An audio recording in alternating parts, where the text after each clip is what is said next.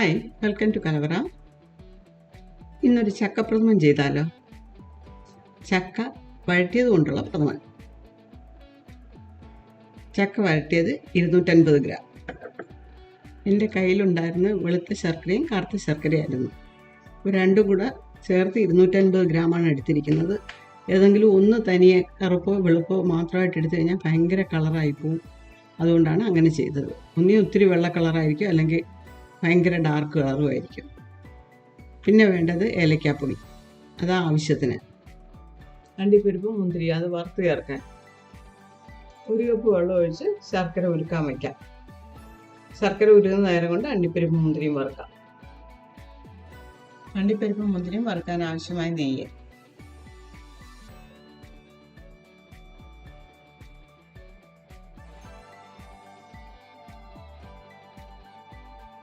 അണ്ടിപ്പരിപ്പ്,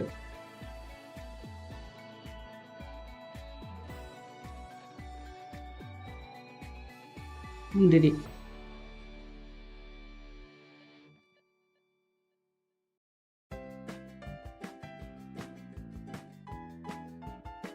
ഇനി stove off ചെയ്യാം.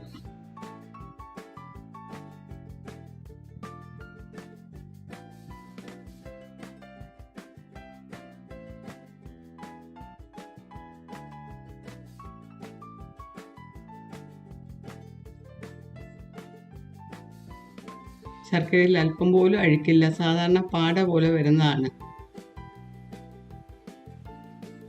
ഇനി സ്റ്റൗ ഓഫ് ചെയ്യാം. അങ്ങനെ പാട പോലെ ഉണ്ടെന്നൊരു പാട എടുത്ത് കളയണം. അത് കഴിഞ്ഞിട്ട് ഒരു സ്ട്രെയിനറിലൂടെ അരിച്ചെടുക്കണം.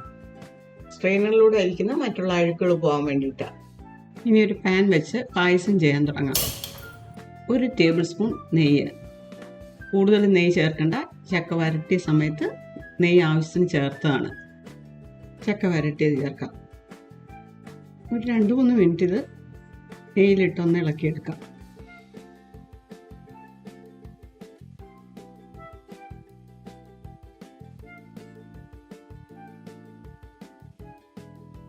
അരിച്ചു വെച്ചിരുന്ന ശർക്കര,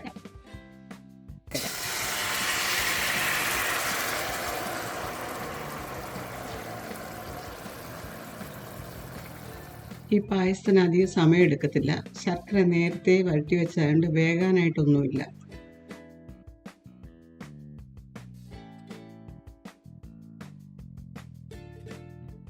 ചക്ക അരിഞ്ഞ് ചേരാൻ തുടങ്ങിയിട്ടുണ്ട്.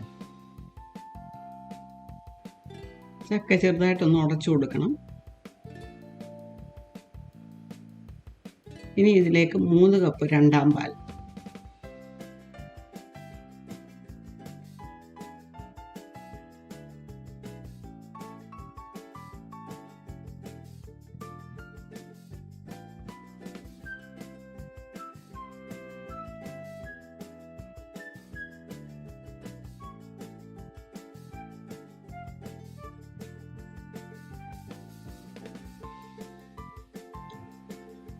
എല്ലാം നന്നായിട്ട് അലിഞ്ഞ് ചേർന്നിട്ടുണ്ട്.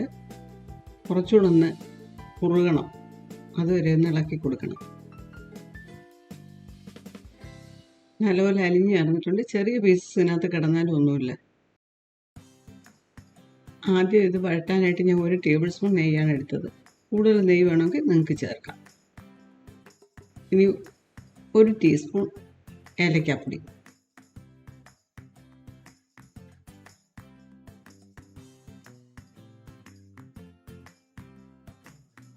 അണ്ടിപ്പരിപ്പ്, മുന്തിരി,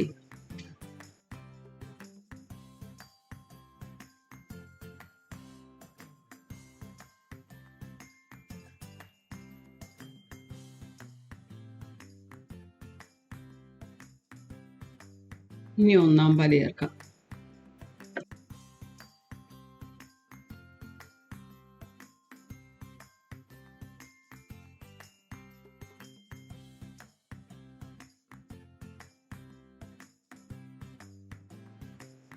ഏലക്കയുടെയും ചക്കയുടെയൊക്കെ നല്ല മണം വരുന്നുണ്ട്. ഇനി സ്റ്റൗ ഓഫ് ചെയ്യാം. 1-ാം പാൽ ഒഴിച്ച് കഴിഞ്ഞ് ഒരുപാട് ഇടം തിളയ്ക്കണ്ട. ഈ പ്രഥമൻ ചെയ്യാനായിട്ട് 15 മുതൽ 20 മിനിറ്റ് വരെ ഞാൻ എടുത്തിട്ടുള്ളൂ.